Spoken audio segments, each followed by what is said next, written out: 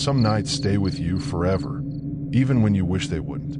I was 14 that summer, spending 2 weeks at Camp Wildwood with my best friend Marcus. It was one of those old-fashioned camps where you slept in canvas tents, cooked over campfires, and spent your days hiking through thick forests that seemed to go on forever. My parents thought it would be good for me to get away from video games and computers for a while, and honestly, I was excited about it. Marcus and I had been friends since second grade. He was the kind of kid who was always up for an adventure, always pushing boundaries just enough to make things interesting, but not enough to get us in serious trouble. We made a good team. I was the careful one who thought things through, and he was the brave one who got us to actually do stuff. The camp was built around a small lake surrounded by pine trees that stretched up so tall you couldn't see their tops. During the day, it was beautiful. The water sparkled in the sunlight, and you could hear birds singing everywhere. But at night, those same trees turned into dark shadows that seemed to lean in closer to the cabins. We had been at camp for about a week when Marcus came up with his plan. It was during afternoon rest time, when we were supposed to be in our tent writing letters home or reading. Instead, Marcus was studying a map of the camp area that he had found in the main lodge. "Look at this," he whispered, pointing to a spot on the map. "There's a clearing about a mile north of here that's not part of the campgrounds. The counselors never take us up there." I looked where he was pointing. The area was marked as old growth forest, and there were no trails leading to it. "What about it?" I asked, though I already had a feeling I knew what he was thinking. "We should sneak out tonight and explore it. Think about it. We could be the first campers to ever see what's up there." The idea made my stomach flutter with nervousness and excitement at the same time. We weren't supposed to leave our tents after lights out, and definitely not supposed to wander into the woods alone. "What if we get caught?" I asked. Marcus grinned. "We won't. The night counselor does his rounds at 10:30 and then again at 1 in the morning. If we leave at 11 and come back by midnight, no one will ever know we were gone." That night, I lay in my sleeping bag listening to the sounds of the other campers settling down for sleep. Our tent was at the edge of the camp, closest to the forest, which would make it easier to slip away without being seen. When everything finally got quiet, Marcus poked his head out of his sleeping bag and nodded at me. We put on our hiking boots as quietly as we could and grabbed our flashlights. Marcus had also packed a small backpack with water bottles and some cookies he had saved from dinner. We unzipped the tent flap just enough to squeeze through, then crept across the campground toward the tree line. The moon was only half full that night, which gave us enough light to see where we were going, but also left plenty of shadows to hide in. Once we reached the forest, Marcus pulled out his compass and the map. "This way," he whispered, pointing deeper into the woods. The trees were so thick that our flashlight beams could only reach a few feet in front of us. Every step we took seemed incredibly loud, branches cracking under our feet, leaves rustling as we pushed them aside. I kept expecting to hear someone shouting at us to come back, but the only sounds were our own breathing and the distant hooting of an owl. We walked for what felt like hours, but was probably only 20 minutes. The trees gradually started to thin out, and eventually we could see open space ahead of us. "This is it," Marcus said, stepping into the clearing. It was bigger than I had expected, maybe the size of a football field. The grass was tall and wild, and there were a few large rocks scattered around like nature's furniture. In the center of the clearing stood something that made both of us stop in our tracks. It was an old wooden structure, maybe 8 feet tall, that looked like it had been there for decades. The wood was gray and weathered, and parts of it were covered with moss and vines. It reminded me of an oversized scarecrow, except it didn't have any clothes on it. Just bare wooden posts arranged in the shape of a person. "What do you think that is?" I asked. Marcus walked closer to examine it. "Probably something the Forest Service built years ago, maybe to mark the boundary or something." I wasn't so sure. Something about it made me feel uncomfortable, like we were looking at something we weren't supposed to see. We explored the clearing for about 10 minutes, using our flashlights to look for anything interesting. Marcus found some old beer bottles hidden in the tall grass, which made him think that older kids from town sometimes came here to party. "We should head back," I said, checking my watch. It was already past 11:30. "Yeah, okay," Marcus agreed. "But this was cool, right? We found our own secret place. We had just started walking back toward the tree line when we heard it. A low humming sound, like someone singing without words. It seemed to be coming from somewhere behind us, back in the direction of the wooden structure. We both froze and listened. The humming continued for maybe 30 seconds, then stopped abruptly.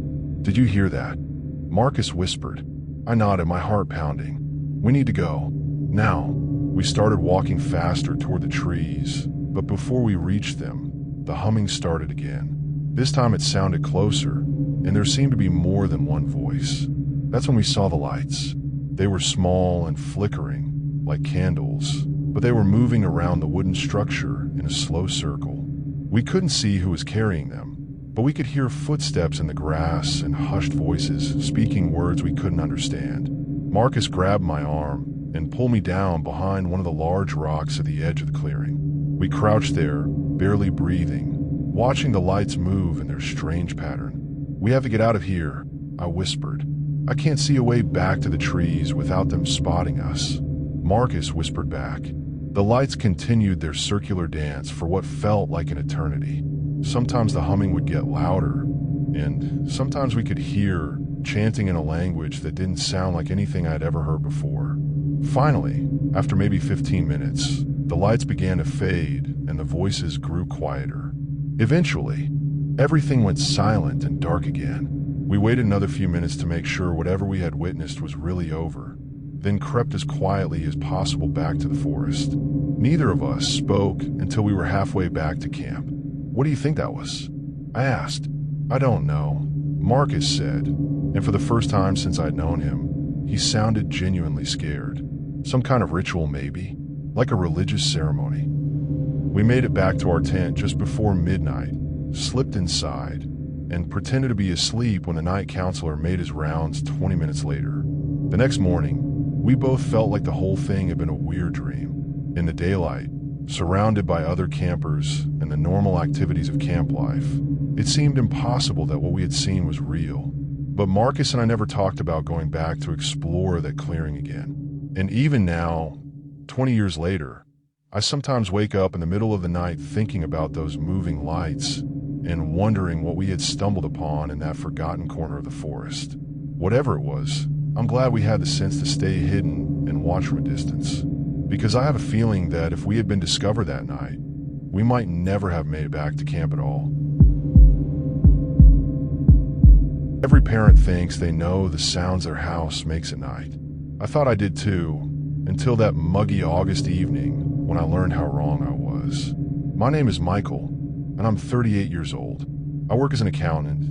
Not the most exciting job in the world, but keeps food on the table for my family. My wife Emma and I have twin daughters, Lily and Rose, who just turned 9 last month. They're at that age where everything is an adventure, where every shadow could hide a treasure or a monster. 3 years ago, my grandmother passed away and left us her cabin by Lake Thornton. It's about 2 hours north of our home in the suburbs, tucked away in the woods where the only sounds are birds chirping and water lapping against the old wooden dock. The cabin itself is pretty basic: 2 bedrooms, 1 bathroom, and a small kitchen that smells like pine and old coffee. But it has this amazing screened-in porch that faces the lake, where you can sit for hours watching the water change colors as the sun moves across the sky. We started spending our summer vacations there, and it quickly became our favorite place on earth. The girls love swimming in the lake during the day and catching fireflies at night. Emma enjoys reading on the porch while I try to fix whatever has broken since our last visit. There's always something: a loose board, a leaky faucet, or shutters that won't close properly. Last August, we were there for 10 days. It was one of those hot, sticky weeks where the air feels thick as honey and thunderstorms roll in every afternoon. The girls had spent the entire day swimming and building sandcastles on the small beach behind our cabin. By 8 o'clock, they were exhausted and ready for bed. I was in the living room reading a book when Rose appeared in the doorway. She was wearing her favorite pajamas, the ones with tiny moons and stars all over them. Her hair was still damp from her bath, and she had that worried look that kids get when something is bothering them. "Daddy," she said softly, "there's something weird in our room." I put down my book and really looked at her. Rose isn't the type to make things up or seek attention. If anything, she's usually the braver of the twins. What kind of weird? I asked, patting the couch cushion next to me. She climbed up and snuggled against my side. There's tapping coming from inside the wall, like someone knocking, but really quiet. Show me, I said, standing up and taking her small hand in mine. Rose led me down the narrow hallway to the bedroom she shared with Lily. Her sister was already fast asleep, curled up under a quilt that had belonged to my grandmother. The room was dark except for a small night light plugged into the wall near the door. It's coming from over there, Rose whispered, pointing to the wall behind Lily's bed. We stood there quietly for a moment. At first, I didn't hear anything except the normal sounds of an old cabin, wood creaking as it cooled down from the day's heat, the refrigerator humming in the kitchen, a loon calling somewhere out on the lake. Then I heard it. It was faint, but definitely there. A soft, rhythmic tapping that seemed to be coming from inside the wall itself. My first thought was that it might be a woodpecker or maybe a squirrel that had gotten trapped somehow. You hear it too, right? Rose asked, gripping my hand tighter. I do, sweetheart. Let me listen a little closer. I knelt down and pressed my ear against the wall. The tapping continued, but now I could hear something else underneath it. A soft shuffling sound, like someone moving around in a very small space. That's when I heard the whisper. It was so quiet I almost missed it, but it was definitely a human voice. Someone was whispering words I couldn't quite make out, speaking in a sing-song rhythm that made my skin crawl. I jerked back from the wall, my heart pounding. Rose saw the look on my face, and her eyes went wide with fear. What is it, Daddy? I didn't want to scare her, but I also couldn't pretend everything was normal. I think there might be someone in the walls. Honey, we need to get Mommy and Lily and go outside for a while. Rose nodded solemnly. Even at 9 years old, she understood that this was serious. We woke up Lily as gently as we could, and I scooped her up in my arms while she was still half asleep. Emma was on the porch reading, and when she saw us coming toward her with worried faces, she immediately stood up. What's wrong? She asked. There's someone in the house, I said quietly, in the walls behind the girls' room. Emma's face went pale, but she didn't panic. She pulled out her phone and called 911 while I carried both girls out to our car. We sat there with the doors locked, watching the cabin and waiting for help to arrive. It felt like hours before we saw the red and blue lights coming through the trees, but it was probably only about 15 minutes. 2 police officers got out of their patrol car and walked up to our car window.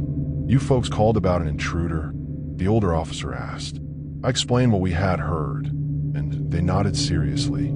They asked us to stay in the car while they checked the house. We watched through the car windows as the officers went inside with their flashlights. They were in there for what seemed like forever. Finally, they came back out, and one of them was shaking his head. We found how someone got in, the younger officer told us. There's a crawl space under the cabin that connects to a loose panel behind the closet in your daughter's room. Looks like someone's been living down there for a while. My stomach dropped. Living there? For how long? Hard to say for sure, but we found sleeping bags, empty food cans, and other personal items. Whoever it was, they cleared out before we got here. Probably heard you calling 911. The officers helped us search the cabin to make sure no one was still inside, and then they sealed off the entrance to the crawl space with boards and nails. They told us they'd patrol the area for the next few days, but they weren't optimistic about catching whoever had been staying there. We packed our things and drove home that same night. The girls didn't complain. I think they were as shaken as Emma and I were. A few days later, one of the officers called to update us. They had found footprints around several other cabins in the area and suspected that our uninvited guest had been moving from house to house, staying in crawl spaces and storage areas when the owners weren't around. The scary part, the officer told me, is that we found journals down there. This person had been watching your family, taking notes about your routines, your schedules. They knew when you went to bed, when you got up, what you ate for breakfast. I felt sick to my stomach. To think that someone had been watching my daughters, learning their habits, planning who knows what, it was every parent's worst nightmare. We hired a contractor to completely seal off the crawl space and install a security system before we went back to the cabin. It took us almost a year before we felt comfortable staying there again, but eventually we did return. The girls still sometimes ask about that night, and I always tell them the truth, that sometimes bad people do scary things, but that doesn't mean we have to stop living our lives. Now, every time we go to the lake house, I do a thorough check of the entire property before we unpack. I look under porches, in storage sheds, anywhere someone might try to hide. Because I learned that summer that the scariest monsters aren't the ones hiding under the bed. They're the ones hiding in the walls, watching and waiting for the perfect moment to strike. The sound of children laughing used to make me happy. Now it makes my hands shake. I was 16 that summer, driving an ice cream truck through the neighborhoods of Millfield. It wasn't my dream job, but the pay was decent, and I got to see kids smile all day. The truck belonged to my Uncle Dave, who had been running ice cream routes for 20 years. He taught me everything: which streets had the most customers, how to fix the freezer when it acted up, and most importantly, which neighborhoods to avoid after dark. The truck was painted bright blue with dancing popsicles on the sides. The music box played Turkey in the Straw, loud enough to hear from 3 blocks away. Kids would come running the moment they heard it, clutching crumpled dollar bills and begging their parents for just one more treat. My route took me through the nicer parts of town during the day, tree-lined streets with big houses and well-kept lawns. But there was one area I had never been to, the Riverside District. Uncle Dave always marked it with a red X on my route map. Stay away from Riverside, he'd say every morning. Nothing good happens down there. But curiosity got the better of me one scorching July afternoon. The heat was so thick you could almost chew it. My usual neighborhoods were empty, too hot for kids to play outside. I was barely making any money, and I knew Uncle Dave would ask about my sales at the end of the week. So I drove toward Riverside. The houses got smaller as I went. Paint peeled off wooden walls like sunburned skin. Yards were brown and patchy, but there were kids here too. Lots of them. They looked at my truck with the same excitement I saw everywhere else. I stopped at the first corner and turned on the music. Within minutes, I was surrounded by children. They pressed their faces against the service window, eyes wide with wonder at all the colorful treats inside. Most of them only had enough money for the cheapest popsicles, but they were so grateful. One little girl with braided hair counted out 17 pennies for a cherry ice pop and thanked me 3 times. I felt good about being there. These kids deserved ice cream just as much as anyone else. For the next week, I made Riverside my last stop every day. Word spread quickly, and more children came each time. They would gather at the same corner, waiting for me with their saved-up coins and bright smiles. That's when I met Sarah. She was maybe 8 years old, with curly red hair and freckles across her nose. Unlike the other kids, she never had any money. She would just stand at the back of the group, watching quietly as everyone else bought their treats. On my 3rd day there, I gave her a free ice cream sandwich. Her face lit up like the 4th of July. "Thank you, mister," she said, her voice sweet as sugar. "You're the nicest person in the whole world." After that, Sarah was there every single day, always without money, always getting a free treat from me. I didn't mind. Seeing her smile was worth more than the $2 the ice cream cost. But then Sarah started asking strange questions. "Do you have kids of your own?" she asked one day while licking a strawberry popsicle. "No," I told her. "I'm too young for that. Would you like to have kids someday?" The question made me uncomfortable, but I just shrugged. "Maybe when I'm older." Sarah nodded thoughtfully. "I bet you'd be a really good dad. You're so nice to us." The next day, she wasn't with the group. I asked the other kids where she was, but they just looked confused. "Sarah who?" asked the girl with braids. "The one with red hair. Freckles. She's here every day." They all shook their heads. "Nobody like that comes here, mister." I thought maybe they just didn't know her well. Kids can be funny about remembering each other sometimes. But when Sarah showed up the day after that, none of the other children seemed to see her. They walked right through the space where she stood. They acted like she wasn't there at all. Sarah seemed to notice it too. "They can't see me anymore," she said sadly. "But you still can, right? You'll still give me ice cream." My heart pounded, but I handed her a rocket pop anyway. Her small fingers felt ice cold when they touched mine, even in the 100-degree heat. That night, I couldn't sleep. Something was very wrong, but I couldn't figure out what. I decided to ask Uncle Dave about Riverside the next morning. His face went white when I mentioned the name. "You went there," he whispered, "after I told you not to. What's the big deal? It's just another neighborhood." Uncle Dave sat down heavily and put his head in his hands. 20 years ago, there was an ice cream driver who worked that route. Nice young man, loved kids. But he started getting too friendly with some of them, taking them for rides in his truck, giving them special treats if they'd come back to his apartment. My stomach dropped. The police caught him eventually, found evidence in his freezer that Uncle Dave shuddered. 3 children went missing that summer. They found what was left of them in his basement. What happened to him? Parents in the neighborhood took care of him themselves. Police found him beaten to death in an alley. They never arrested anyone for it. I couldn't speak. My mouth felt full of cotton. One of the children was a little girl named Sarah. Uncle Dave continued. Red hair, freckles, 8 years old. They say she still appears to ice cream drivers sometimes, looking for someone who'll be kind to her. I never went back to Riverside. I quit the job that same day and spent the rest of the summer working at a gas station instead. But sometimes, on really hot days when the air shimmers with heat, I swear I can still hear that sweet voice calling my name. And I wonder if I passed some kind of test that summer, or if I failed it completely.